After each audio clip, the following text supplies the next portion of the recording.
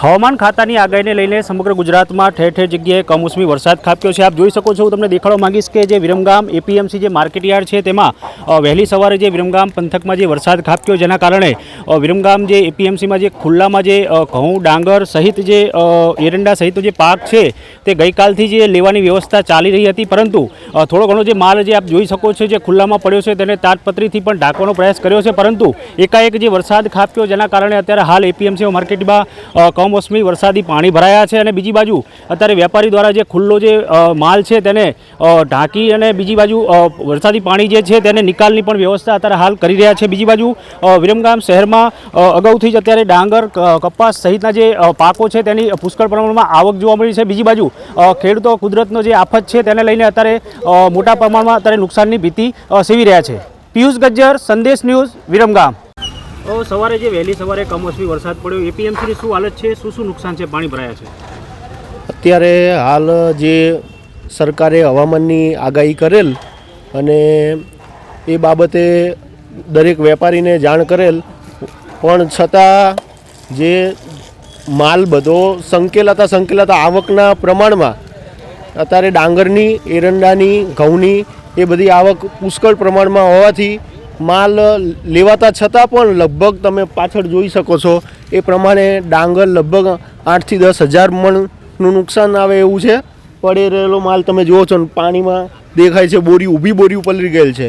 એરંડા તમે જુઓ તો ઢગલો હોય છતાં સામે તમે જોઈ શકો છો કે વેપારી પોતે લઈ શકે છે એમ, અને પાણી આખા માર્કેટયાર્ડમાં ભરાઈ ગયેલ છે।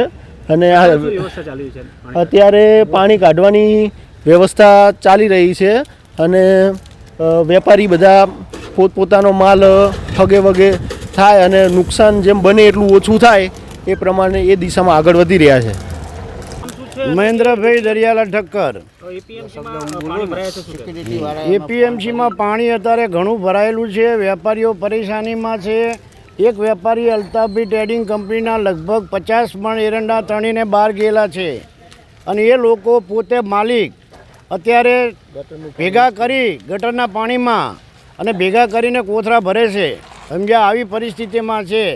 આ પેટે સરકાર થોડું ઘણું વળતર વેપારીઓને સહાય કરે એ માટે અગાઉ સરકારે જાહેરાત કરેલી, પણ અહીંયા આવક માલની પુષ્કળ આવક છે, અને આવકની દ્રષ્ટિએ ઘણી આવક હોવાથી માલ ઘણો સગે વગે થઈ ગયેલ છે, પણ છતાં મજૂરની વ્યવસ્થા થોડીક ઓછી છે, એના હિસાબે માલ રહી ગયો છે। બરાબર, હું નાઇટની અંદર અહીંયા છું, અને રાત્રે જ્યારે સવારે 6 વાગે આ વરસાદનું ચાલુ થયું ત્યારે દરેક વેપારીને અમે જેટલા બની શકે એટલાને ફોન કરીને જાણ કરેલી, તે છતાં પણ વેપારીને ક્યાંથી આવવા માટે વાર લાગતા આટલું નુકસાન થયું છે।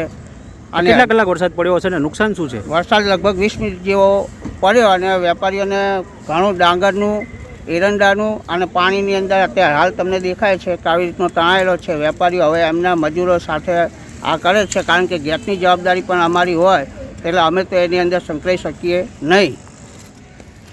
ટ્રેડિંગ વિરમગામ એપીએમસીમાંથી બોલું છું। આપણે કમોસમી વરસાદના હિસાબે ઘણું ખરું નુકસાન થયું છે। સરકારની અગમચેતી હતી, એનાથી અમે અગાઉ તૈયારીમાં તો હતા, પણ જેટલું થઈ શકે એટલું તો અમે સંકેલાવડાવી લીધું હતું, પણ જે રહી ગયું એમાં જે બગાડ થયો છે લગભગ 20,000 મણ ડાંગર, લગભગ 10,000 મણ ડાંગર, એરંડા એ બધું બગડ્યું છે। અત્યારે વ્યવસ્થાના ભાગરૂપે વેપારીઓ અત્યારે પોતપોતાની રીતે જે પણ સગવડ થાય છે એ બધું કરે છે। અત્યારે મજૂરની વ્યવસ્થા થોડી ઓછી છે, એના ભાગરૂપે થોડુંક તકલીફ પડે છે, પણ બધું થઈ જશે, વાંધો નહીં। આપનું નામ શું છે? સીતારામ ટ્રેડિંગ, પટેલ જયદીપ।